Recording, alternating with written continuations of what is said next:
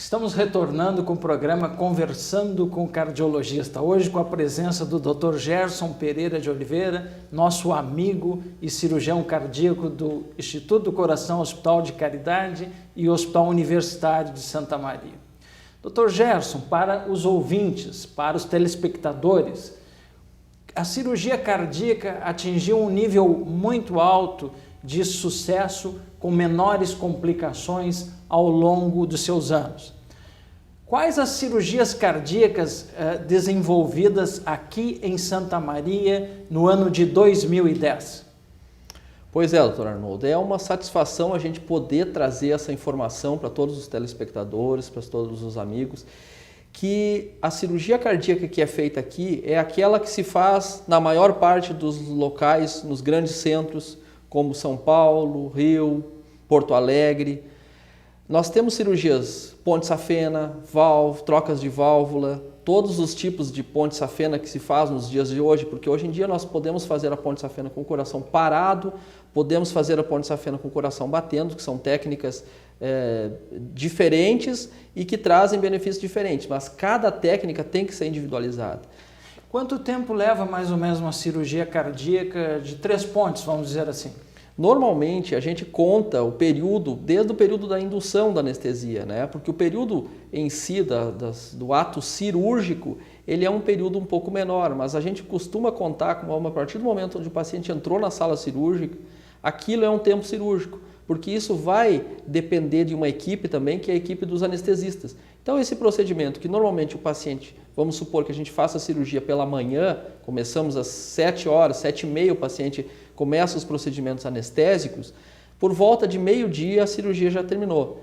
A parte cirúrgica, o ato cirúrgico, a parte principal da cirurgia, normalmente ela leva em torno de 1 a 1h30, que é a parte onde se faz as pontes safenas, se trocam as válvulas ou outros tipos de cirurgia. Bom, Dr. Gerson, você falou agora há pouco sobre a questão da equipe. Então nós estamos entrevistando o Dr. Gerson, mas nós somos sapientes que precisa haver uma equipe para o procedimento transcorrer bem.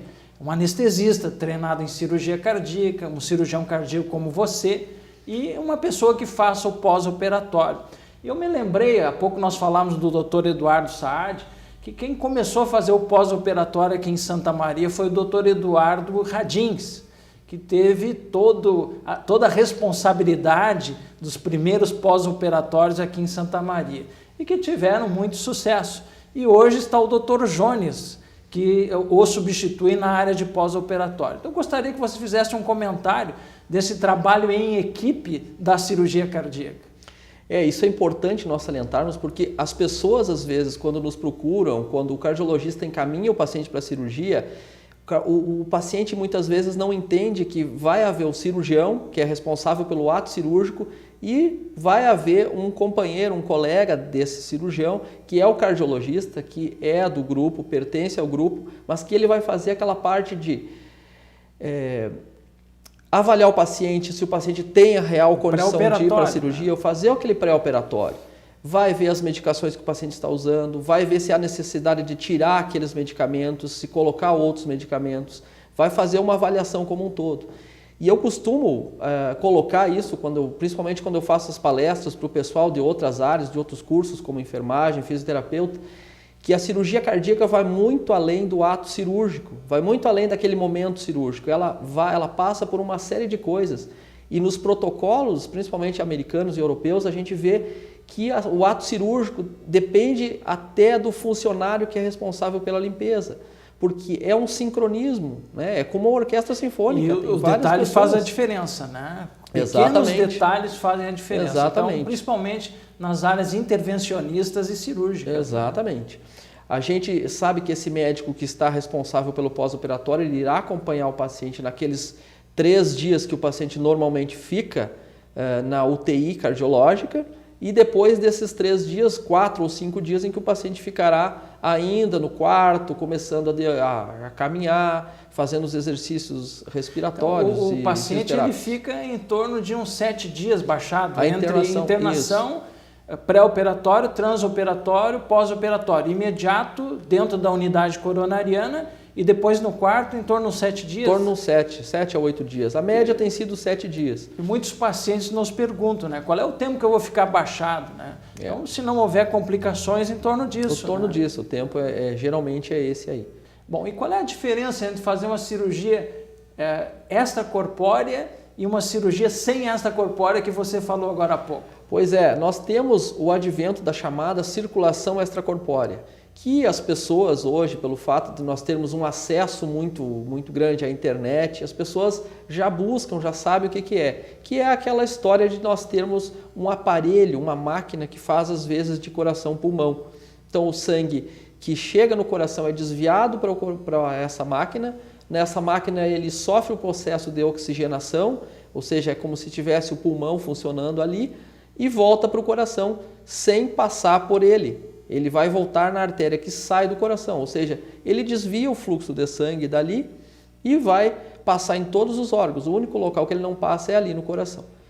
Esse procedimento tem alguns agravantes, como todos os procedimentos têm vantagens e desvantagens, né? Em relação a fazer o coração ou a cirurgia com extracorpórea ou sem. A vantagem de um pode muitas vezes ser a desvantagem do outro, pode. Por quê? Num procedimento particularizar os tem casos, que particularizar. E alguns anos atrás se caiu num momento da cirurgia que foi muito bonito. Foi o momento onde a cirurgia de ponte safena se fez em quase todo o país, se fazia com o coração batendo. Isso era melhor no resultado pós-operatório. O paciente já saía mais rápido da intubação, já começava a fazer os exercícios respiratórios mais rápido, já saía mais rápido do hospital, isso diminuía custos para o hospital. Mas por algumas medidas, que não vem ao caso a gente entrar nesse mérito, medidas da Secretaria de Saúde em relação à esterilização de material, houve uma diminuição desses procedimentos. E aí quando se voltou a fazê-los de uma forma um pouco mais criteriosa, ou seja, nem todo mundo ia para esse tipo de cirurgia.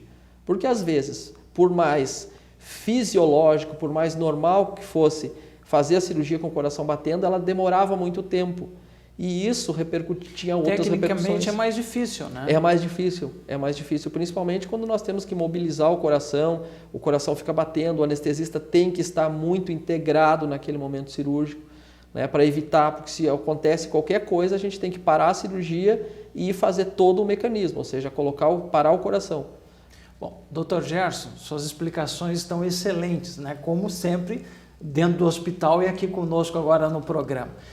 Nós vamos deixar para o próximo intervalo falar sobre a ponte de artéria mamária, que eu acho que ela é o grande boom da cirurgia cardíaca, né? Você falou bastante em ponte safena, mas nós somos fãs da ponte de artéria mamária. E seguramente o telespectador vai querer saber, mas por que a ponte de mamária é melhor do que a ponte de safena? Após o intervalo nós veremos isso.